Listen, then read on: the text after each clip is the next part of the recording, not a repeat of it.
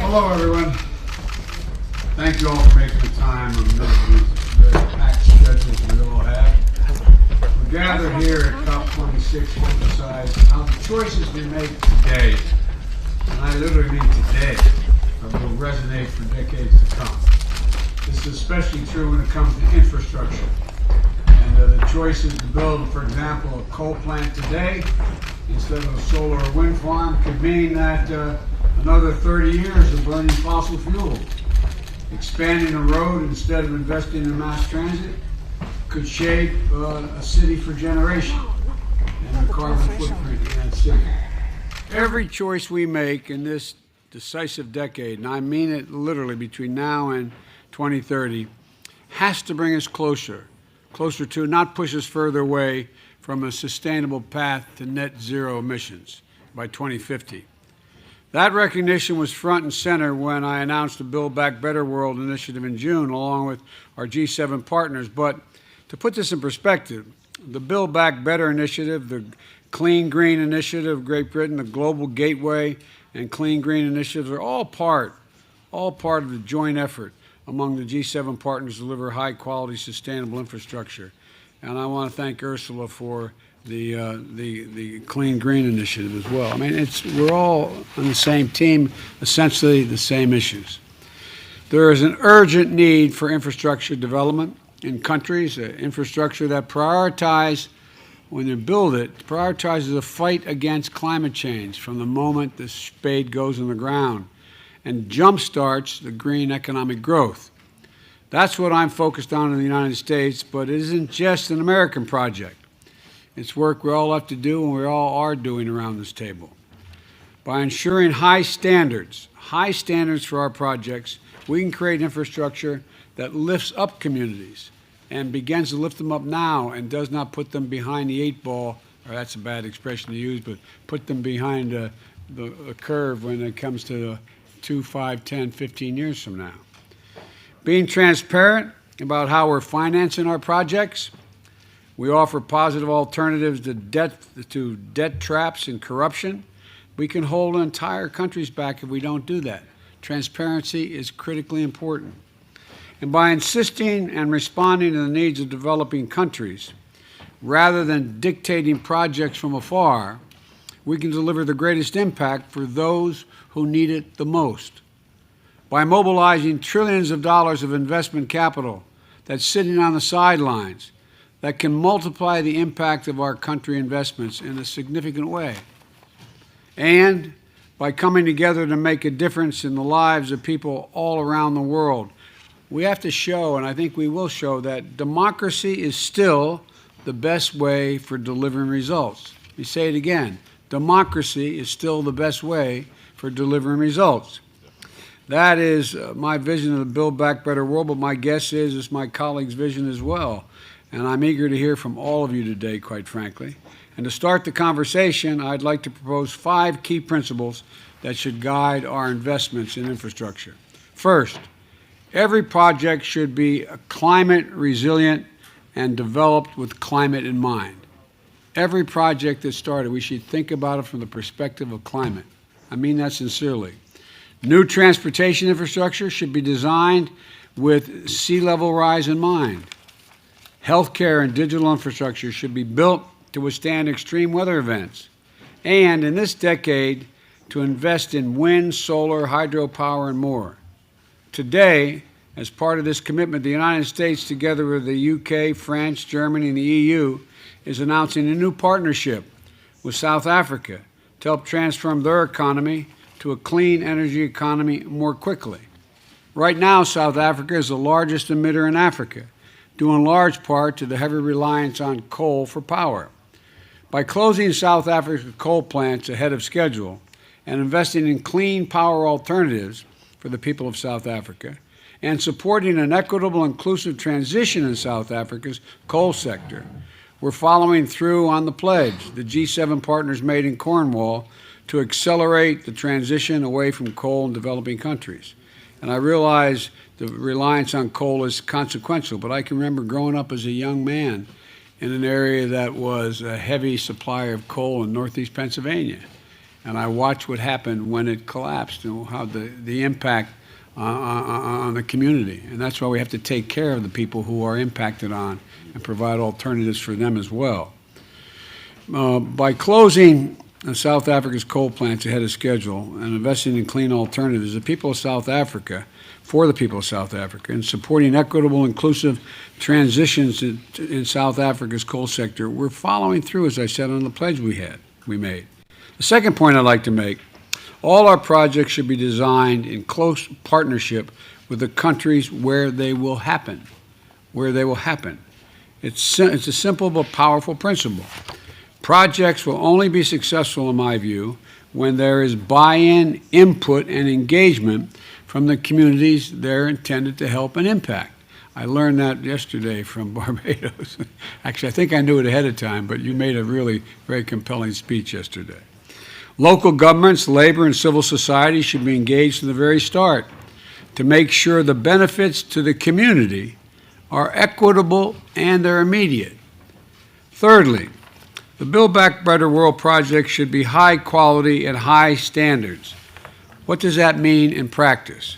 Well, it means whenever there's something to purchase or someone to hire, we'll use transparent and competitive processes that safeguard against corruption. It means we'll provide affordable financing so local taxpayers aren't stuck with a big bill they can't pay down the line.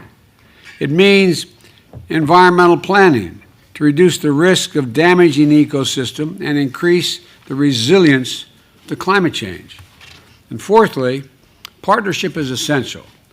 To reach net zero by 2050, we're going to need to mobilize trillions of dollars, as our friends at the end of the table know, trillions of dollars in financing to harness both private and public sector resources. I met with some of these private sector suppliers earlier today. I think it's within our capacity to do that, led by the men at the end of the table, and harness both private and public sector resources. So I look forward to working with the World Bank President, David Malpass, and Mark Carney, who's now with the UN, about how to mobilize the private sector and international finance institutions to help build a pipeline of projects that we can invest in but can be counted on and planned for and be done in regular order. And finally, as you keep hearing me say, and I apologize, building out our climate infrastructure can and should help drive a sustainable economic recovery.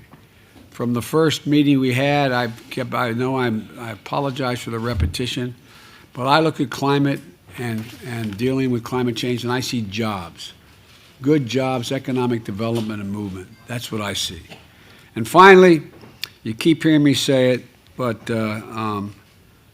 building out the climate infrastructure should drive sustainable economic recovery. It can spur the creation of those good jobs in the developing world just like it can in the developed world. Our global transition to a net zero economy is predicated on 30 million new jobs worldwide by 2030. 30 million new jobs, good paying jobs. So this climate crisis is an enormous opportunity. It's about jobs. It's about building the industries of the future. It's about making sure everyone shares in the benefits of an equitable and sustainable green recovery. A Build Back Better World is going to show that we can grow our economies, fight climate change, and leave a better, cleaner, more livable planet for all of our children.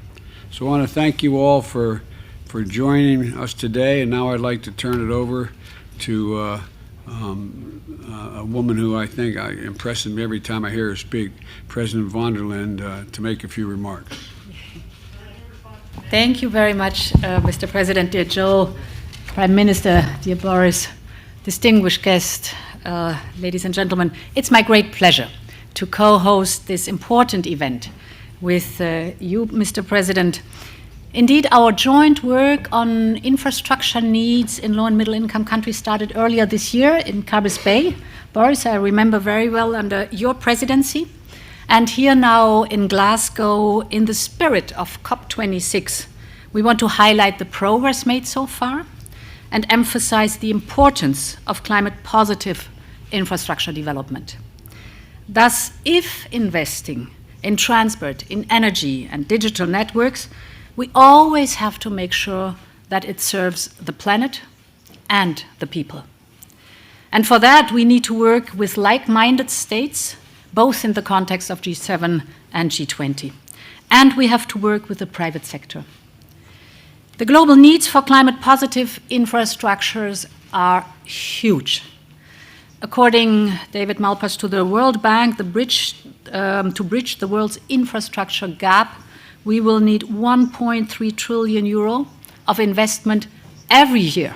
And that's why I commend your efforts, Mr. President, dear Joe, on Build Back Better World and the Clean Green Initiative, Boris. This is this kind of leadership that we need for this important initiative. And in the same spirit, Europe is launching the Global Gateway Initiative. It is our strategy to foster investments in connecting our world, building on our shared values, and with a strong commitment to transparency and inclusivity. It is global in scale, from Africa to Latin America to the Indo-Pacific. It articulates a positive vision of cooperation in the 21st century, and it builds on partnership at eyes level. Thus, Global Gateway and B3W and the Clean Green Initiative is not only complementary, but even they reinforce each other. And allow me to say a few words to the four guiding principles you have raised. First, of course, the climate neutrality. Infrastructure development must be consistent with the net zero goal by mid-century. Second, indeed, it is about good governance and transparency. You called it partnership, Joe. That is exactly what it is about. Both are increasingly critical to deal with today's challenges. The third topic is it will be value-driven. You said high quality and high standards. Indeed, Global Gateway, for example, will build on values such as labor and environmental standards. Our people are asking for it. And fourth, it will work hand in hand with the private sector. So I think, Mr. President, dear Joe, the example you gave of the new initiative with South Africa is an outstanding one, an exemplary one. It's an excellent showcase, indeed, that the United States, the United Kingdom, Germany, France, and the European Union are together launching this Just Energy Transition Partnership with South Africa, teaming up with President Cyril Ramaphosa, financially supporting South Africa in making the transition out of fossil fuel and into clean energy. I think this partnership, and I hope it, will be a blueprint for similar partnerships with other countries, and I look forward to our discussion. I have the pleasure now to give the floor to you, Prime Minister, dear Boris. Thank you very much, dear Ursula, and thank you, everybody. Thanks, Joe and Ursula, for hosting this meeting. And you're absolutely right that we began this idea at with the Build Back Better partnership in Carbis Bay. To keep 1.5 degrees in sight, to reach global net zero, and to protect vulnerable countries from the impacts of climate change means the development of new clean and green infrastructure. And this presents a huge opportunity to turn our struggle against climate change into a global mission, as President Biden has said, for jobs and growth. In the UK, through our net zero strategy, we are pioneering a green industrial revolution with public investment leveraging billions of pounds of private funding into whole new industries, from offshore wind to carbon capture and storage, allowing us in the UK to level up our whole country with thousands of good new green jobs. And by partnering with developing and emerging economies to invest in climate smart infrastructure and meeting our $100 billion climate finance commitment, of course, we can go on to unlock trillions, whether it's tens of trillions or hundreds of trillions, as Mark Carney would say, of private finance to do something similar around the whole world. So our pursuit of global net zero can drive global levelling up, helping developing economies fast-track their way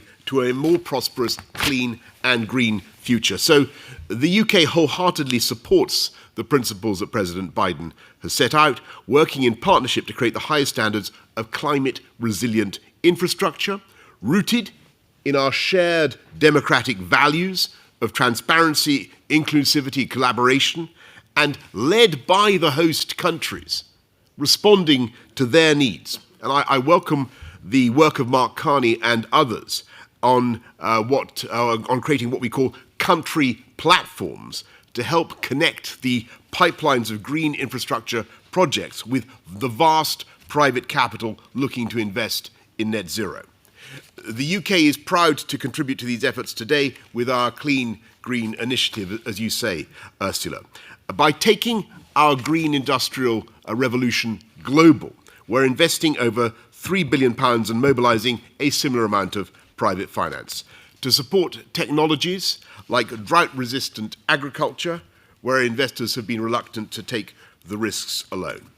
We're investing in green bonds for renewable energy in Vietnam and solar power in Burkina Faso, Pakistan, Nepal and Chad. We're offering guarantees to the World Bank and the African Development Bank to unlock up to £2.2 billion of new finance for green infrastructure across India and Africa.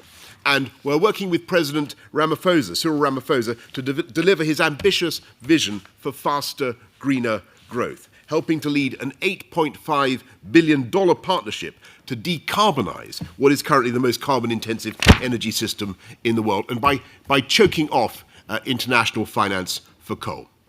I look forward to working with you all as we take forward these investments in clean, green infrastructure. And this is like one of those moments in the story of humanity when everybody is making the same intellectual breakthrough at the same time in seeing the way forward, in leveraging in private finance. We have the Global Gateway, we have the One Planet Initiative, I think from Emmanuel, we have the Sustainable Markets Initiative from the Prince of Wales, we have our Clean Green Initiative, we have Build Back Better World, we have GFANS from Mark Carney. Everybody is now on the same thing. It's time to bring all this together so that this can be the moment when we get real on levelling up the world and securing a cleaner, greener and more prosperous future for everybody. Thank you. Thank you very much. And now I would ask the press to leave.